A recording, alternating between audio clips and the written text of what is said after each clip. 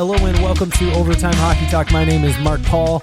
My co-host Justin Baker and I practicing social distancing by doing a Skype call together. And on today's episode, we continue our top 10 players from different franchises across the NHL.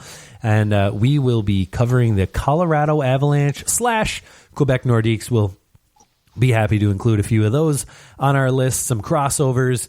And if you haven't checked out any of our other top 10 episodes, go back, check those out. We've done, definitely about 70% of the league at this point. We'll be knocking more of these out. And if you have any unique top 10 lists that you would love to hear from us, just send us over the ideas. You can find us on Twitter at OT Hockey Talk, as well on Instagram. And with that said, Justin, welcome to the show, buddy. Oh, thanks for having me. Yeah, it's there you go. That's the second time. I think last time we did, same thing. You get to every time. Welcome to the show, and you're so happy to be here. And it feels great. With that, let's just dive right in. The Colorado Avalanche are an interesting team to do. They've had I think that for people that are about our age, like mid-30s, we're looking at the Colorado Avalanche, and my mind just goes to this dominant powerhouse team from the 90s and early 2000s. But in reality, the Quebec Nordiques before that, not much success in the playoffs, and the Colorado Avalanche post-2001 have not had an unbelievable amount of success in the playoffs either. Kind of some dry spells, whereas they had this 5 or 6 year period where they were just unbelievable. So it's hard not to pull a lot of players from that era from this team. But we'll see who appears on this list. With that said, who is on your just missed list? Yeah, my just missed a couple guys from the current era, actually. Mikko Rantanen and Gabriel Landeskog. Of course, I could probably throw in all of Peter Stastny's brothers, but and then in addition to that, too, I also have Ray Bourque. Now, a guy that might have made some people's list. I've seen a few people have him in their top 10, but, again, a season and a half. I know how important he was to that franchise when he came in, but he didn't make quite the impact for me during his tenure to really say, okay, this guy warrants being in the top 10 versus the names ahead of him, I guess. Okay. So, yeah, that's my just missed. All right. My just missed, I have Matt Sundin on my just missed. Okay. Had really one unbelievable year for the Quebec Nordiques, but maybe their best draft pick outside of Joe Sakic, and was traded away for Wendell Clark, and really probably the worst trade they ever made. But Matt Sundin, one of the best players I think to play on the Quebec Nordiques, never really got a chance to play there for a super long time. Just a few years. And then I also have Mikko Rantanen, who will probably get up on this list if he keeps playing the way he's playing and if he can stay healthy, but he misses the list for me. Okay, not bad. All right, with that said, your number 10. Yeah, number 10 was a hard guy to want to put in this list. Didn't have a super long tenure there. He only played 297 games, but that is Claude Lemieux, 18th in franchise points. But the impact that he had while being a part of that franchise, I mean, we know the success he had while playing with the New Jersey Devils, comes over and immediately just erupts, probably, in my opinion, the best rivalry outside of maybe Michigan, Ohio State, or Boston, and the Yankees. I think between the Avs and Red Wings of the 90s was just fantastic. And he was a big reason for that rivalry. I mean, we know what he did to Chris Draper, that one year, and it was the boiling point. And then the following year, obviously, we had the brawls and the exchanging of cups back and forth afterwards. So it was a tone setter, and he could not only hurt you physically, but he put up a few decent points, almost a point per game type player. Yeah, and he won. Guy won 4 Stanley Cups over the course of his career, and won a Conn Smythe with New Jersey. Yeah, he was a Detroit killer, that is for sure. He did not make my list. I understand why he's on there. He definitely has some, I guess, nostalgic value, and he certainly was. He did spark that great rivalry. I think that other things were also brewing under the surface. But yeah, Claude Lemieux, excellent player. Just too far down the list in terms of the full-on impact over the course of his entire career. Really played most of his career with Montreal, New Jersey, and he played in Phoenix, and he played all over the place. I was going to say you'll like this. Right now, if you Google Claude Lemieux and you just type in his name, but don't search it and let the things drop down, the first thing that appears is Claude Lemieux turtle. So figured you'd like that. I think that was Brendan Shanahan beating the tar out of him. No, that was McCarty. McCarty. That's right. Shanahan ended up going with Patrick Waugh for a quick second, and then of course Vernon stepped in. So that's right. Good old Shanny. Okay, well, my number 10 is a guy who actually played on the Quebec Nordiques, and that is Michael Goulet, who every time I say his name, I think of Will Ferrell driving away in a sports car, doing his Robert Goulet rap things. Michael Goulet had 400-point seasons for the Quebec Nordiques, including a 122-point season, along with 4 50-goal seasons in a row. One of the few players in history to do that. He had 49 and 48 in the other years, that in the following 2 years. So almost 6 straight seasons of 50 goals, and certainly not a guy who had much playoff success. He didn't get to play very deep into the playoffs, but he had one year where they went to the conference finals, and he had 21 points in 17 games. So it's not like he underperformed in the playoffs. It's just the Quebec Nordiques ran up against better teams, and they were really never that great of a team to begin with. But he did actually win gold with Canada a couple times in the Canada Cup in '84 and in '87. So I had a nice career outside of the Nordiques, but I think that Michael Goulet deserves to be on that list. He was a fantastic hockey player. Can't argue with that. All right, you're number 9. Number 9 for me, Alex Tanguay.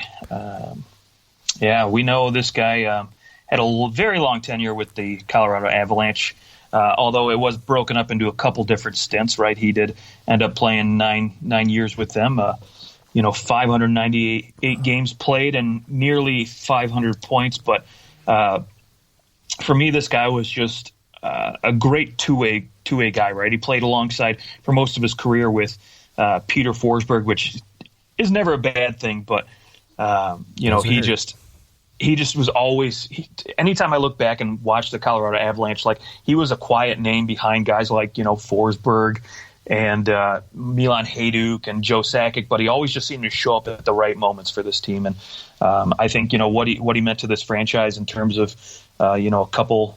He did get the Stanley Cup, and he will ever be remembered for the guy that scored 2 goals in that deciding Game 7 in 01 against the Devils there. So for me, this was a guy that just honestly just meant a lot to this team. And even though maybe he didn't have the point totals a guy like a Goulet may have had, his impact was still felt on the ice. Okay, yeah, another guy that I don't have on my list. So our lists are differing, and I like it. Let's see if you have Adam Foote on your list, because he is my number 9 for Colorado Avalanche players. A player who I think I'd put in the same ilk as Alex Tanguay, where he wasn't necessarily a guy who was like always the pinnacle player. Like at different points, you look at like a Sandis Ozolinsh was also there. Rob Blake played with the Avs at that time. Of course, Ray Bourque was there for one of the cups, but Adam Foote was just kind of that steady, stay-at-home guy. He never put up huge points. I think his best point season was 31 points. But this is a time where the stay-at-home defenseman was so important. He did also go and win a gold medal in 2002 with Team Canada. So obviously a guy who was regarded as one of the top defensemen in the NHL. If you're playing defense on Team Canada, you're a pretty darn good defenseman. Wins both Stanley Cups with the Avs, and I think, and he also played for the Quebec Nordiques for 4 seasons before that. So a guy who was just around forever. He left for a few years and went to the Blue Jackets for 3, but then came back to the Avs, played another 4 seasons there. So just essentially a lifer. And I think when you consider the way that the Avs played with such high level of skill, but that incredible grit and just the ability to beat you in and along the boards. Like you think of Forsberg and you think of like Milan Heydon, these guys who could just use their body to create space. And you throw Adam Foote in there. You always had to have your head up. You got Adam Foote or Rob Blake on the ice, and you could get destroyed at any point. Well, there you go. All right, you're number 8. Yeah, my number 8, speaking of lifers, this guy actually did spend his entire career with the Avalanche, and that is Milan Heydon. Oh, perfect. Milan, he's my number 7. So all right, we're pretty close on those two. Beautiful. I mean, let's face it, this guy was everywhere. I think he played great two-way hockey. He did get a couple seasons where he did get some Selke consideration, but he actually, surprisingly, and this is just often forgotten, but he did win a Rocket Richard Trophy in 02-03 with 50 goals. Yes, he did. I did forget about that until I looked at it. But yeah, that's pretty awesome, actually. Yeah, and you think about, I honestly can't remember outside of, I don't think there's been another Avalanche player who has won the Rocket Richard, trophy. No, definitely not. Since it got put into place in 98-99, I don't think there's been a winner outside of Heydon in Colorado. But yeah, again, a guy who spent his entire career with this franchise and obviously had a lot of success. What he meant to this team on and off the ice, and I think there's not too much that can't be said that wasn't already said about this guy. And anybody who's been following this team for a while knows this guy's name. He's synonymous with Colorado, much like Patrick Waugh or Joe Sakic, maybe. Yeah, he definitely was, because he was there not for the first Stanley Cup, just the second one. Right. He was a rookie in 98-99. Was actually drafted in the 4th round in 1994. So it plays 5 years in the Czech Extraliga League and manages to come over and make a huge impact in the NHL. But yeah, that one season really stands out. 98 points, 50 goals in a time where 50 goals was unbelievable. Like 50 goals then was like scoring 60, 65 now. Right, and you look the next year, the Rocket Richard Trophy, you had Rick Nash, Kovalchuk, and Iginla all win it with 41 goals. 41. Yeah, not too many. So yeah, no, I would Milan Heydon is definitely, the fact that he's a lifer is pretty cool, and always was a solid player. Like never, other than like his last year, and it was the lockout year anyways. He only played 29 games, had 11 points, but other than that, always put up good, decent point totals, was always an impact player. And I would definitely agree having him on this list. My number 8, though, I had him at number 7. My number 8 is actually the current captain of the Colorado Avalanche, and that is Gabriel Landeskog. Okay. He's actually 6th all-time in points already. He's played 633 games, believe it or not. Has played almost 100 more games than Peter Forsberg has played. Wow. He's played more games than just so many of these guys that you'd think, oh, yeah, okay, they're synonymous with Colorado Avalanche. And Gabriel Landeskog has been there for a while. His rookie season was, 2010 with the Avalanche, or 2011? 11, yep. Has played every year since. So that's I think that he'll probably be a lifer there too. Like I would think that would be their goal, at least for his entire prime. And he's a guy that when all is said and done, you look at the way that he's been putting up points, where he sits 6th right now, and he's not too far off of Alex Tenge. He's definitely not catching Nathan MacKinnon anytime soon, but it's not out of the realm of possibility that when all is said and done, he's got more points than Peter Forsberg. Yeah, I don't disagree with that. I think, you look at this guy, and even though he plays a physical, bashing style of hockey, I think he's still fast and smart enough now, evolving with the NHL, to where he doesn't need that as much in his game as he did when he was a little bit younger. And, he's managed to stay pretty healthy for most of his career. I mean, I think the least amount of games he played in a season outside of the lockout in 13 was 72. So that's fairly impressive on its own right. But it's funny to me because when he came into the league at 19, I mean, he was immediately made captain of this Avalanche team. And they were at the bottom of the league, but he won the Calder, and they, decided next year, like, hey, we're making this guy captain. And, if he does stick out his career there till, 40 years old or whatever, he could be the longest serving NHL captain on a single team ever. Yeah, it's true. All right. Now to your number. Who's your number 7? My number 7, a guy who came in on their second Stanley Cup, that's Rob Blake. Okay, Rob Blake, another guy who did not make my list. Yeah, you know what? When you look at like high impact players, he was that kind of guy, right? Came in the middle of 2000, 2001, and just literally brought a cannon of a shot to that blue line. I think one of my favorite moments is when I can't remember what Stanley Cup it was, but he just ripped one right past. Or no, it was the 01 Stanley Cup final where he ripped one right past Marty Brodeur, and he got paired with Adam Foote, who was another guy that just had a cannon of a shot. But those guys were at that time just like the shutdown pair in the NHL. I mean, they literally you couldn't score a goal on those guys. And the great thing was they had the opportunity to have Ray Bourque on another pair, and it's like, man, if you can't score against these guys, now we got to go up against Ray Bourque. It never worked out well for anybody. And he still managed to put up 2, which was crazy. He put up some pretty decent point numbers. He did during Colorado. I mean, he could still put up 50, 40 points, and at that time for a defenseman, that was still pretty good. And he, that's why he always finished in the top 5, usually voting for the Norris Trophy for his first few seasons in Colorado. All right. Rob Blake, another guy, misses my list. Definitely no problem with him being there. But yeah, missed my list. And onto my, so that was your number 7. That was my number 7. Onto my number 6, a guy who missed your list, Ray Bourque. Okay. I think the single most important player to play for the Colorado Avalanche in terms of that 2001 Stanley Cup championship. I don't think they win without him. I think he was truly the driving force. I know that he wasn't. I mean, he had 59 points in 80 games in 2001.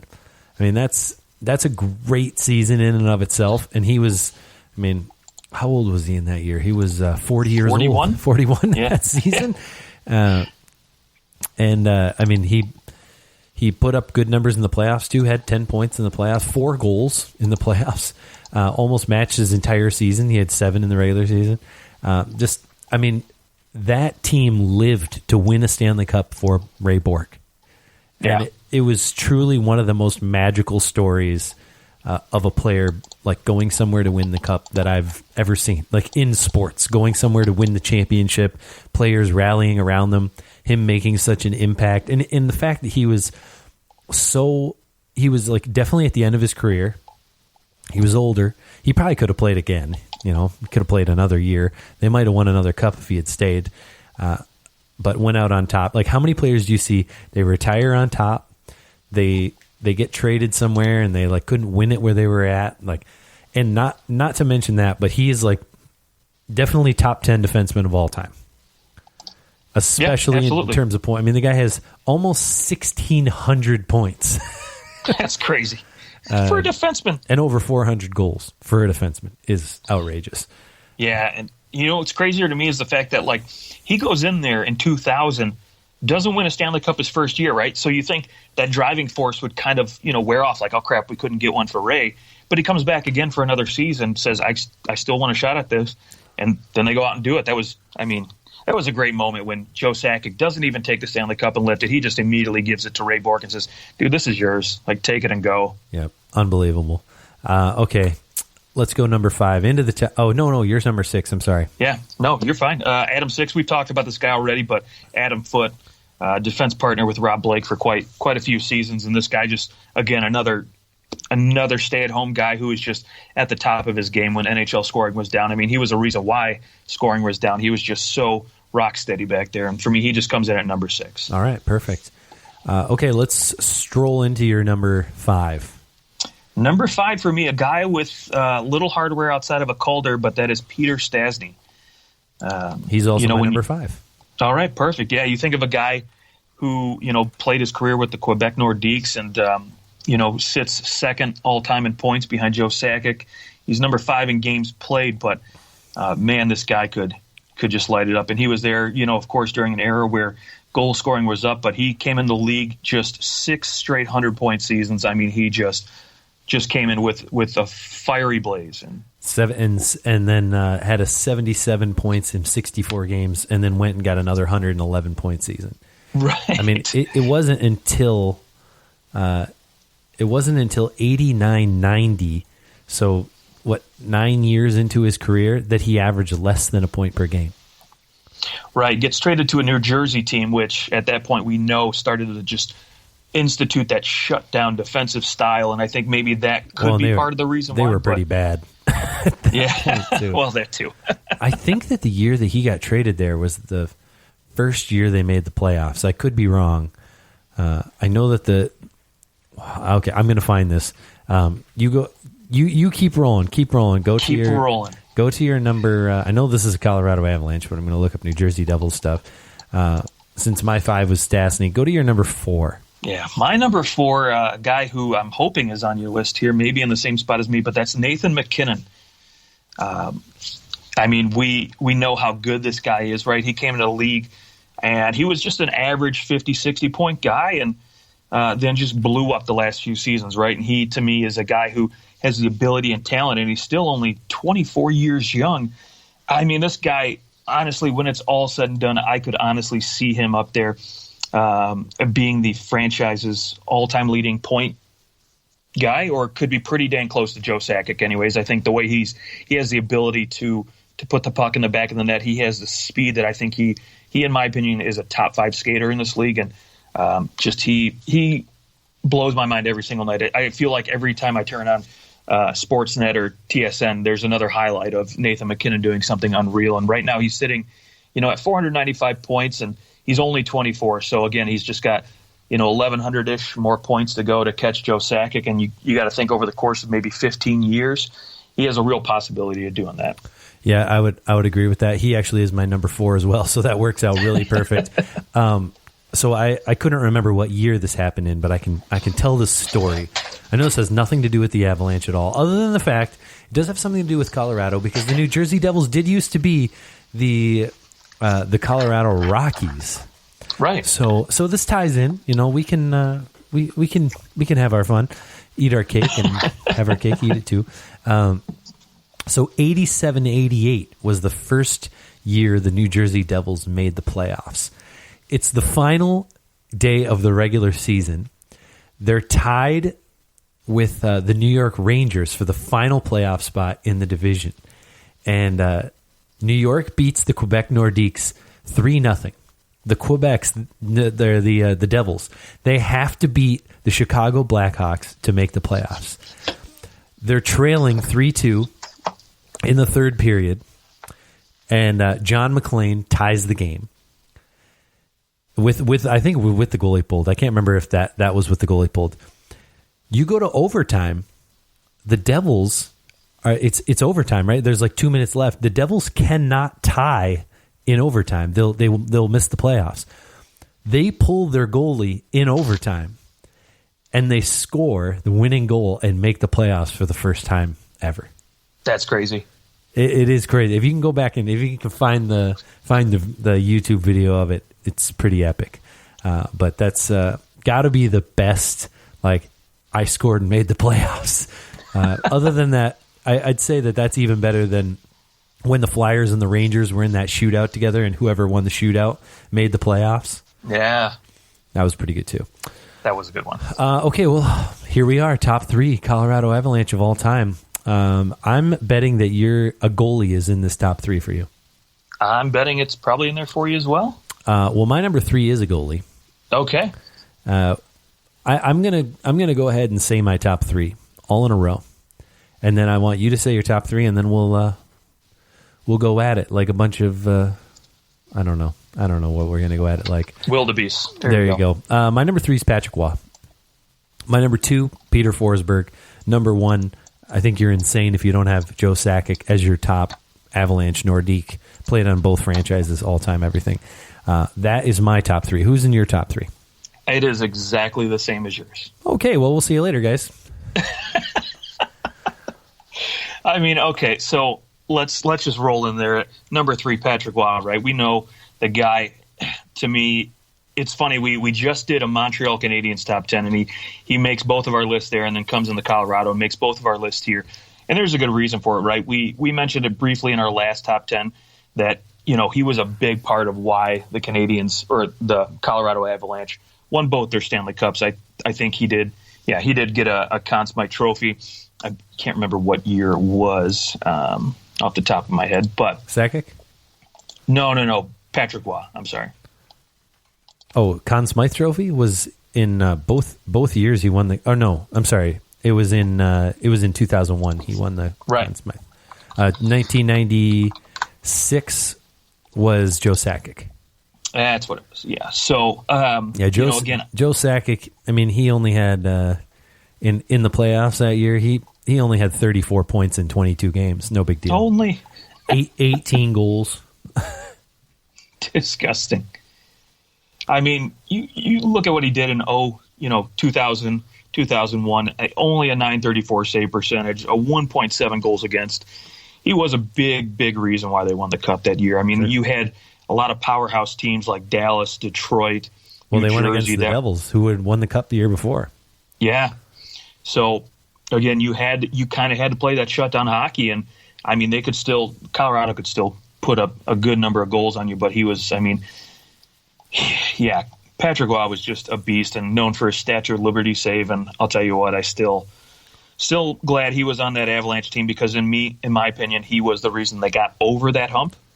Oh, absolutely. I mean, I think that Peter Forsberg is the best player to ever play for them, but I think that Joe Sakic is in terms of talent, Peter Forsberg is the best player ever.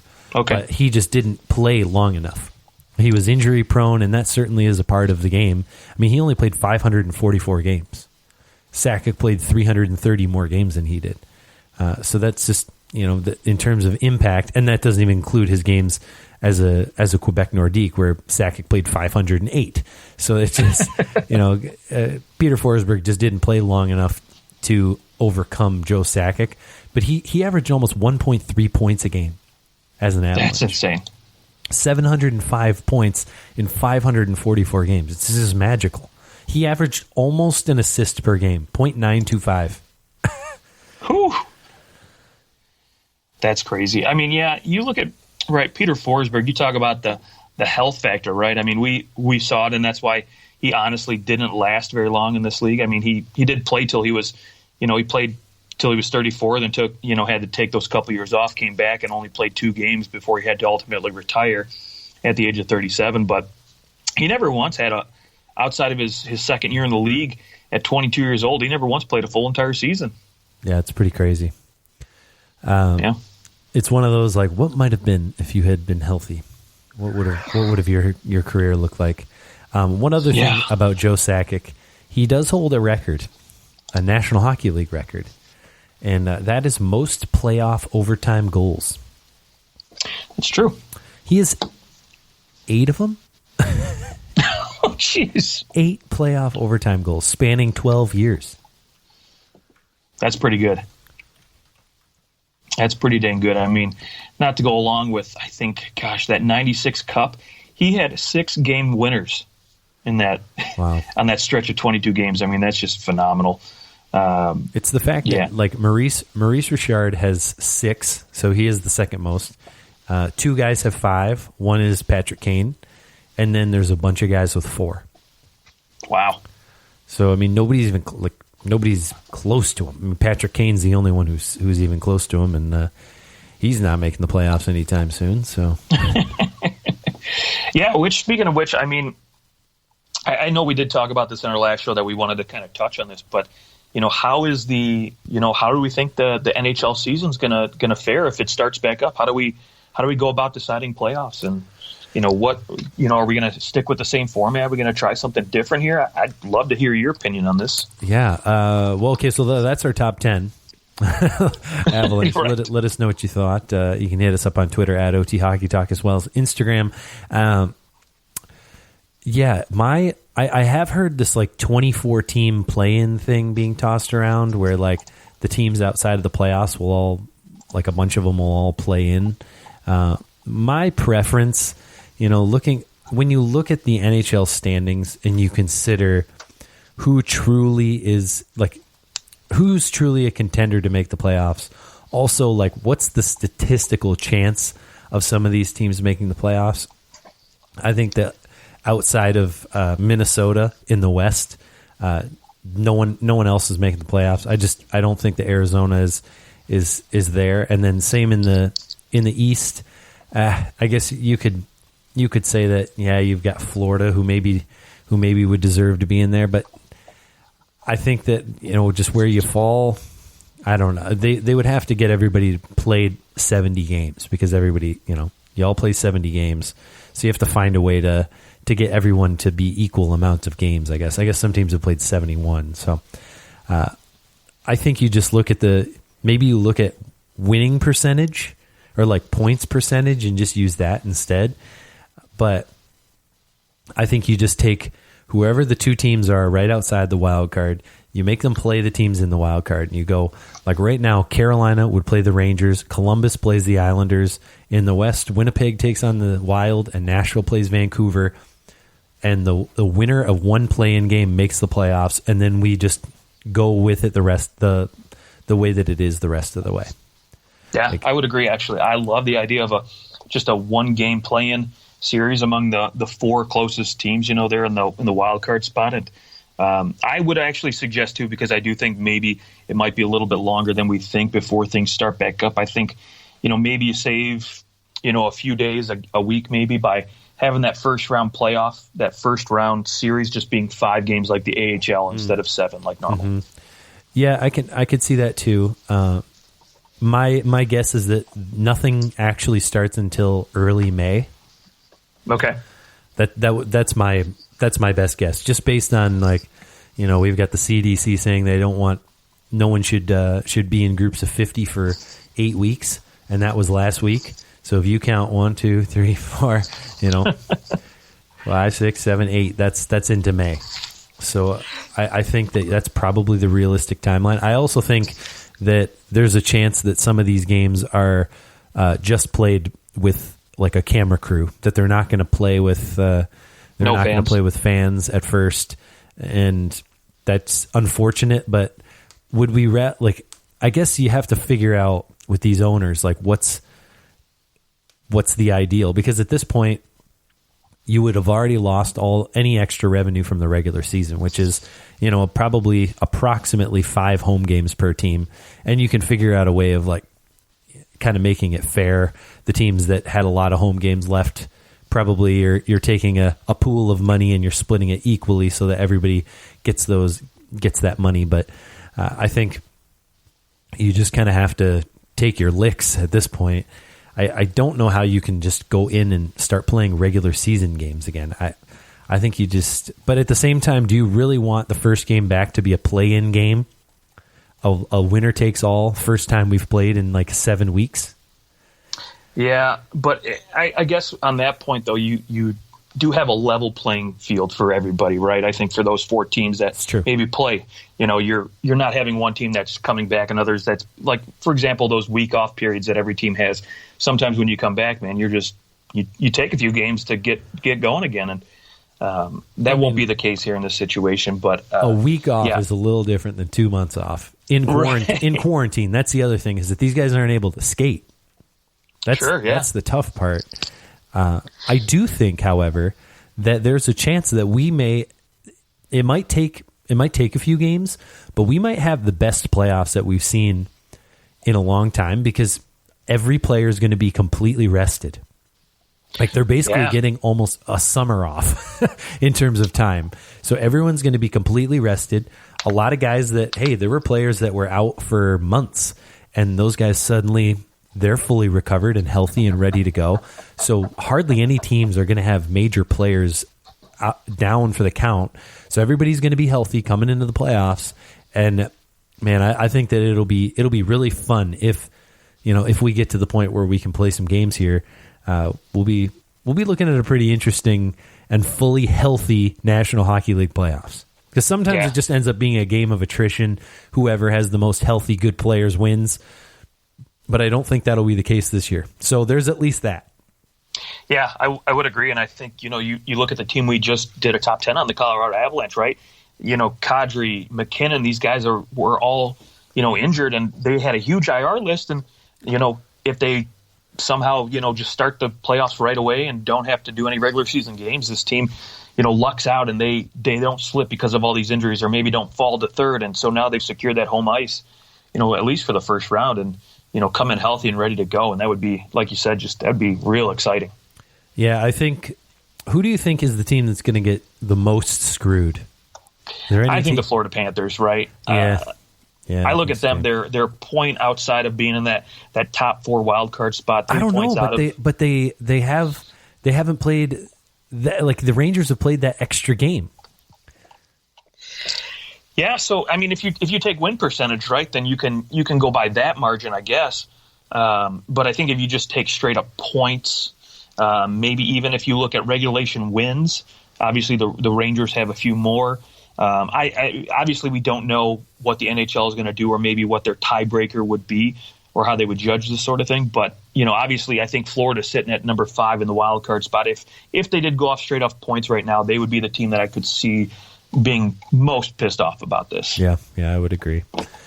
All right, well, we'll keep monitoring the situation, but until then, top 10s coming at you. If you have some other ideas for some cool top 10s, it doesn't have to be teams, could be we should start doing some international top 10s. That would be fun too. We'll start tossing those in there too. Until then, stay safe, keep your distance, don't go coughing on grandpa, and we will talk to you guys very soon.